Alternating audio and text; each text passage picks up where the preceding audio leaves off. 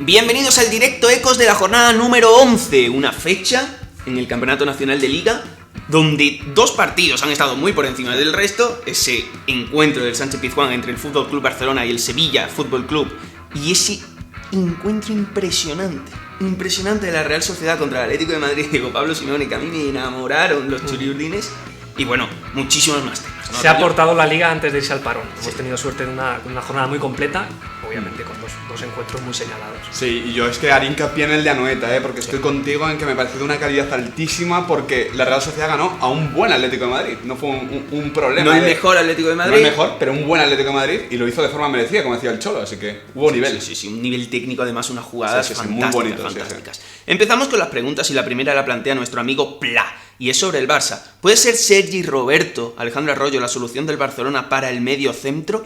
No solamente medio centro, centro del campo, vamos a tratar nosotros. Sí, centro del campo como interior, creo que Luis Enrique quizás ha tenido oportunidades para probarlo, pero no es una solución, porque el Barcelona, la solución es sus cuatro pilares que hacen del Barcelona un equipo reconocible. Entonces, sin ellos, Sergi Roberto yo creo que hubiese sufrido más o menos parecido a lo que hemos visto en el centro del campo del Barcelona. Estoy de acuerdo. Yo tampoco, o sea, creo que Sergio Roberto hubiera ayudado como centrocampista, que es un futbolista que está acostumbrado a la posición, que es que parece poco, pero es muchísimo. Ya es más comparado con los centrocampistas que tiene el Barcelona.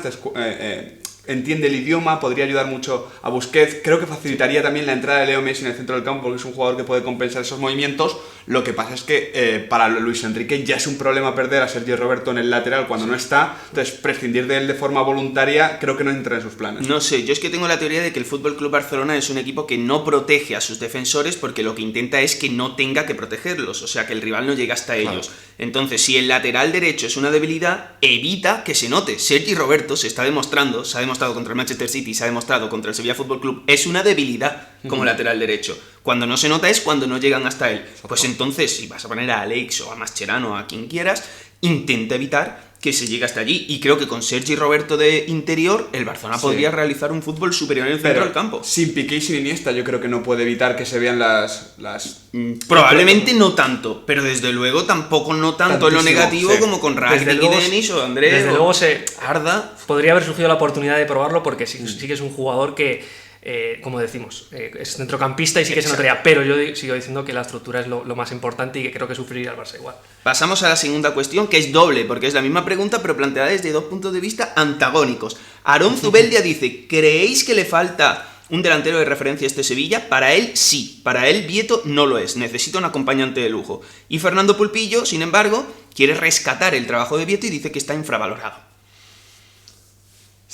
Puede ser la posibilidad de que nos quedemos con una parte de los dos, porque yo creo que Luciano Vieto no es un delantero de referencia, así que si el Sevilla necesitara uno, pues no lo es. Ayer, de hecho, hubo un momento del partido en el que podíamos pedir a Ben Yedder, porque para facilitar un poquito el ataque a los dos centrales del Barcelona, pero sí que creo que Vieto hace mucho bien, que se está moviendo muy bien, que está jugando bien, que está interpretando bien su posición. La única duda que me deja respecto a esto es que, claro, en la banda derecha normalmente te sale el Mudo Vázquez, que encima está ayudando bastante abajo y no está en la frontal como en Palermo. Bueno, está ayudando abajo, baja. Yo voy a decir que baja, está ayudando abajo. Pero no está arriba, no está en la frontal, que sabemos que es definitivo. Y Vitolo, en banda izquierda, en vez de atacar el segundo palo o el punto de penalti, está muy abierto. Entonces, al final, la gran ayuda de Vieto a Arroyo está siendo Escudero, y es un lateral. Sí, es que yo creo que Sampaoli no quiere una referencia fija.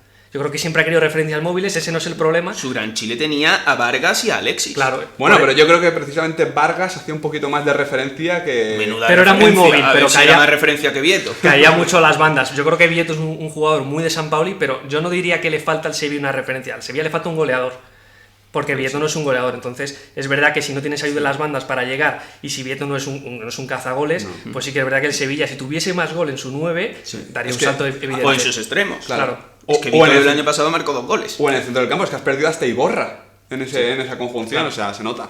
Cierto.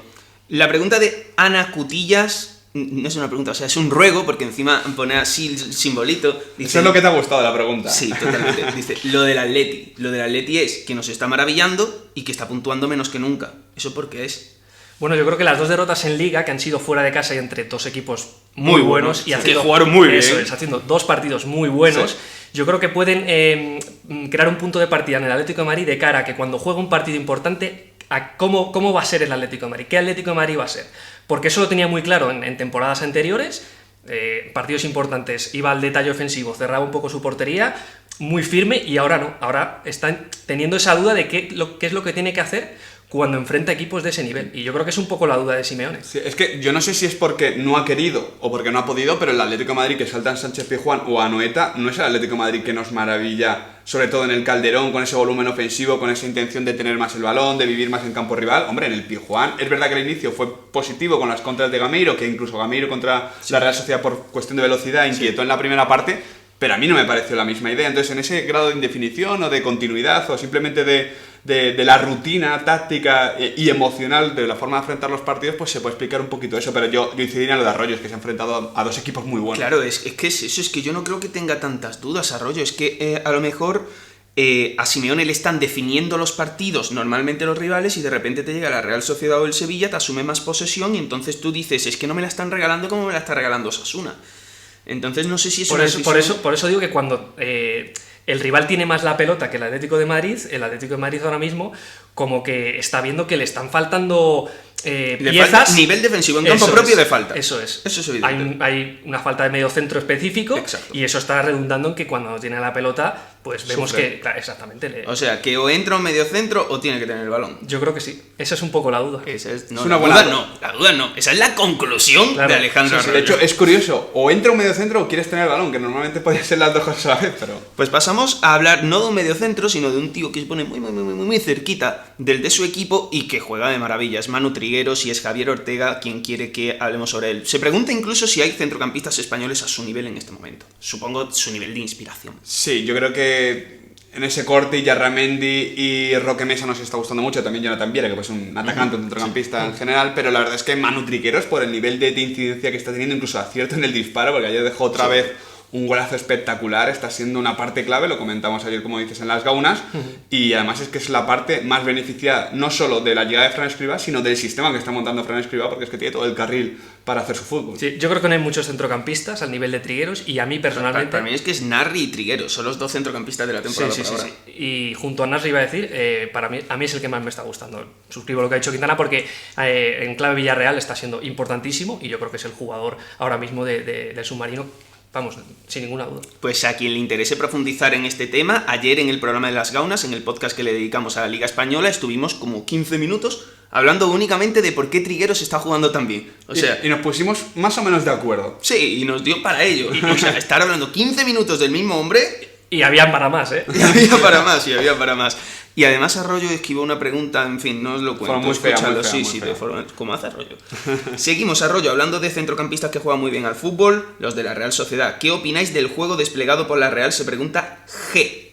Bueno, venimos de un partido ya de los mejores que ha hecho la Real en esta temporada. Hemos hablado mucho de la Real, vamos a seguir hablando de la Real. Ojalá. Y es verdad que el juego ahora mismo está más o menos en el punto más álgido de la era Eusebio. Eusebio ha dado con la tecla y yo creo que en ese nivel ahora mismo la Real está siendo un equipo inspiradísimo y que evidentemente es verdad que hemos hablado también de que le faltan piezas si en algún momento se cae. Sí, totalmente, sí. Eso es evidente que... Una lesión lo rompe. Exactamente, pero hasta el momento estamos disfrutando mucho. Sí, porque al final el único hombre que está entrando ahí es Canales, que puede más o menos desarrollar cosas parecidas a Oyarzábal, a Xavi Prieto, pero el resto de piezas... Oyarzábal no lo veo. Seguramente el Canal es más joven, más que el de ahora, pero sí que creo que puede entrar en esa línea. Juanmi también podía al principio en el sistema de Zurutuza y Yarramendi, pero claro, es que estamos hablando de Zurutuza y Yarramendi, Vela, William José e Íñigo Martínez, que son 5 futbolistas en que si los pierdes, duele. Sí. La cuestión es, contra el Atlético de Madrid no jugó Íñigo Martínez. Y la Real Sociedad logró jugar muy bien. Entonces, a lo mejor la estructura, los partidos, las victorias están haciendo que en el futuro una baja no duela tanto como podría doler ahora. Y el factor Vela. Hombre. Que Vela es que es diferente a los demás. Porque los demás se necesitan para jugar bien juntos. Vela, si está bien, juega solo. Da puntos solo. Y está bien. Y empieza a estar muy bien. Y eso es muy importante. Sí. Y finalizamos con una pregunta que se las trae. Pero se las trae de verdad, ¿eh? La ha planteado Da frío la pregunta, ¿eh? mi tocayo Abel Madrigal y Arroyo y Quintana. Cuando han leído el guión me han criticado porque dicen que no saben muy bien qué decir. Pero bueno, sí que hay algo Siempre que decir, aunque es. no sea exactamente. Sí. contestar la pregunta tal cual, ¿no? Porque se pregunta a Abel Madrigal que qué tipo de movimientos han caracterizado durante varias temporadas a un equipo. Y él pone el ejemplo más característico y nos lo roba, que es cuando el delantero centro del Villarreal cae a la banda y el interior ocupa su espacio. Ese cruce, esas dos diagonales cruzadas, ya no lo ha quitado. ¿Qué más tenemos?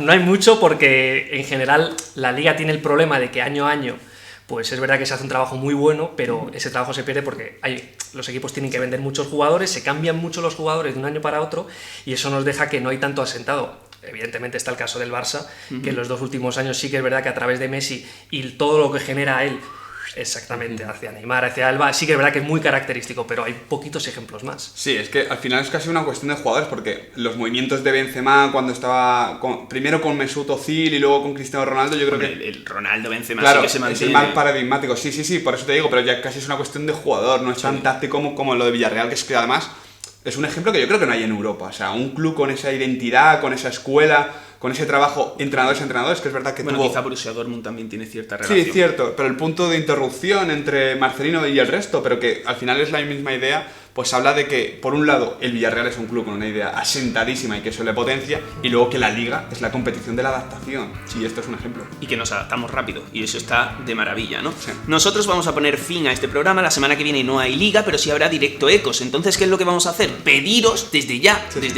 que nos hagáis todas las preguntas que queráis acerca de todo lo que ha ocurrido hasta ahora y no hayamos tratado, que seguro que se os ocurren un montón. Así que ya sabéis, es vuestro momento para que esto quede lo más completo posible. Nos vemos en 7 días.